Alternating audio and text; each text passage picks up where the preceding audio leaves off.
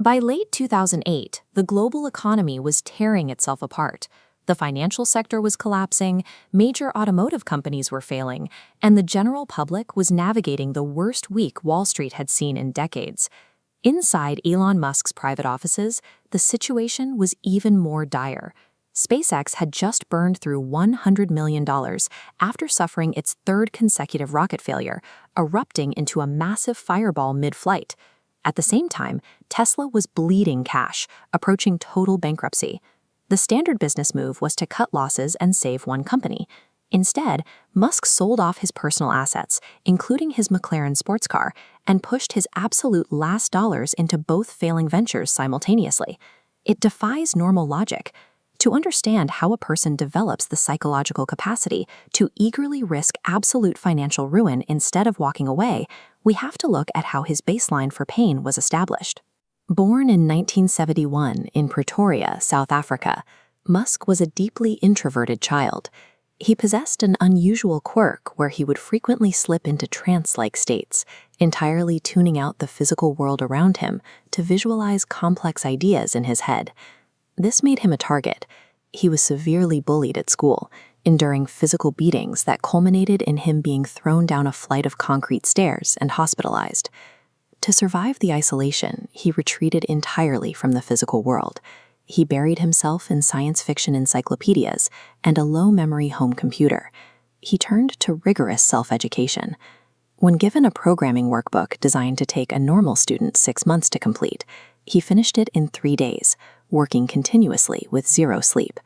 By age 12, he applied that knowledge to code a shooter video game called Blaster, selling it to a magazine for $500.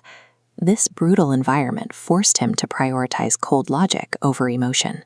By the time he left for North America, he had developed a tolerance for isolation and high-stakes pressure that most of his Silicon Valley peers had never encountered. After moving to North America, he founded a software company called Zip2 alongside his brother. He applied that same obsessive work ethic, coding through the night and sleeping directly on the floor of a small rented office. The platform scaled quickly, attracting millions in funding. But the board of directors decided Musk lacked the experience to run the company, and they swiftly ousted him as CEO. When Compaq bought Zip2 in 1999, Musk walked away with a $22 million exit. Instead of retiring comfortably at 27, he immediately wagered his new fortune on a highly speculative digital banking startup called X.com. He quickly found himself locked in a grueling, high-spending marketing war against a rival named Peter Thiel, who was running a similar service called PayPal. To avoid mutually assured destruction, the two companies agreed to a tense merger. The friction inside the newly merged company reached a boiling point in late 2000. While Musk was away on his honeymoon, the board engineered a massive corporate coup, stripping him of his CEO title entirely. Surviving these consecutive boardroom evictions further refined his risk tolerance.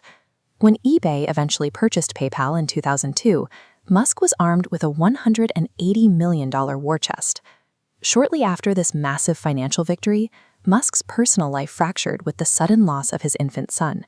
He responded by submerging himself completely into an impossible workload, splitting his focus between his two new obsessions, space exploration and electric vehicles. Which brings us directly back to the 2008 crisis. SpaceX was out of cash and possessed only enough raw materials for one final launch. Tesla's production costs for the Roadster were spiraling so high that the business model was weeks away from caving in on itself. He pushed all of his accumulated psychological endurance and his entire $180 million PayPal fortune to the center of the table for one final bet on that towering SpaceX booster. The fourth launch of Falcon 1 successfully reached orbit. Just weeks later, NASA awarded SpaceX a $1.6 billion cargo contract, immediately validating his gamble. Parallel to this, on Christmas Eve, he successfully secured $40 million in emergency funding for Tesla. The cash arrived mere days before the company would have collapsed, allowing the mass production of the Silver Roadster to finally move forward. The year 2008 proved his all-in equation worked. The extreme risk tolerance forged in his early years had finally yielded the foundation for absolute industry dominance. Look at this chart tracking Tesla's stock valuation over time. After years of slow movement, The line goes vertical in 2020, representing a massive surge of 720% in a single year, as the market realized the long-term value of electric vehicles. This specific surge mathematically crowned him the richest man in the world, taking the top spot from Jeff Bezos. But if we look at a pie chart representing his total net worth, the paradox of his wealth becomes obvious. 99% of it instantly locks up as illiquid company stock. He actually draws zero salary, keeping remarkably little physical cash on hand. He applies a strict engineering logic to capital. He doesn't view money as a luxury mechanism to buy status symbols, but as a raw tool required to fund and solve civilization-scale problems, like transitioning the globe to sustainable energy or establishing a colony on Mars. The empire exists because a bullied kid in South Africa learned early, if you don't fear losing everything, you possess the power to build anything.